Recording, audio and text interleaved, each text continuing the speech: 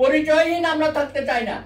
প্রবীণরা জোটবাঁধো, বাঁচার অধিকার আমাদেরকে বাংলাদেশে আদায় করতে হবে।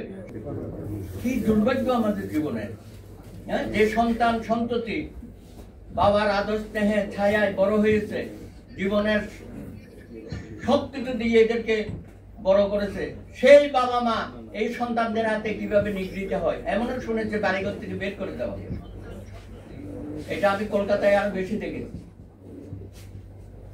ওখানে ওই ছেলে মেয়েরা, আমি হিন্দু সম্প্রদায়ের কথা বলতাম, ছেলে মেয়েরা সমান অধিকার পায়, এই জায়গা জমি ফ্ল্যাট বাড়িঘর ইত্যাদি নিয়ে এই প্রথমেই ভাই বোনের ঝগড়াটা আসে পড়ে বাবা মার উপর।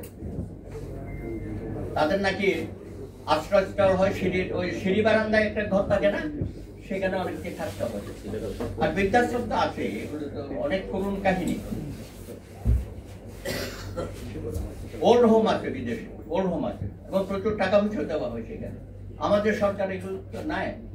আমার এখানে বিধবা ভাতা দিতে হচ্ছে, তারপরে অসচ্ছল নারীদের ব্যাপারে অনেক সামাজিক সুরক্ষা দেওয়া হয়েছে। এটা প্রবীণদেরও দিতে হবে। আমরা তো এভাবে দুকে দুকে অসম্মানজনক ভাবে সমাজে বাস করতে চাই না। আর আমাদের হয়েছে কি, আমরা ওই যে সকালে অনেকে মর্নিং ওয়াক করে, এইখানে আমরা খুব একটা সমিতি করি, কি শতায়ু সমিতি, অমুক সমিতি। তো আপনি দেখবেন রমনা টমনা ইত্যাদি সব জায়গায় আমি দেখেছি। আমি বলবো পাড়ায় পাড়ায় প্রবীণ ক্লাব করেন, তরুণদের ক্লাব যদি থাকে, শিশুদের ক্লাব যদি থাকে, আমরা কেন আমাদের অধিকার প্রতিষ্ঠা করতে পারবো না? প্রত্যেকের দায়িত্ব হবে এখন থেকে গ্রামে গঞ্জে থানায় উপজেলায় প্রবীণ ক্লাব করবেন। আমরা বাঁচতে চাই, আমরা আনন্দের সাথে বাঁচতে চাই, জীবন উপভোগ করতে চাই শেষ দিন পর্যন্ত।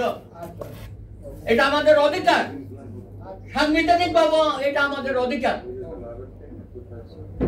আমার দাবি হবে সারা বাংলাদেশে ওই যে ধরনের সরকারি প্রতিষ্ঠান দিয়ে হবে না, নিজেদের উদ্যোগ নিতে হবে।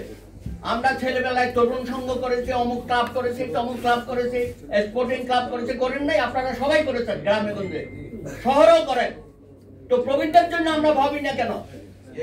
আমাদের তো অনেক সক্ষমতা আছে। সরকারি কর্মকর্তা যারা আছেন তারা তো অনেক ভালো ভালো জীবন পালন করে আসছে, তাই না?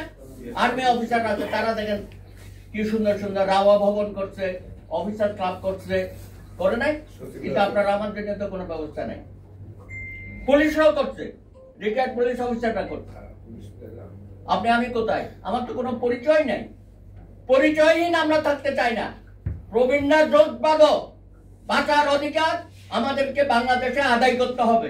সেই লক্ষ্যে আজকে প্রবীণ দিবসে আজাদ শফিক ফাউন্ডেশন যে আমাদের একটু সুযোগ করে দিয়েছে কথা বলার, এই কথাগুলো আমরা সারা বাংলাদেশে ছড়িয়ে দিতে চাই।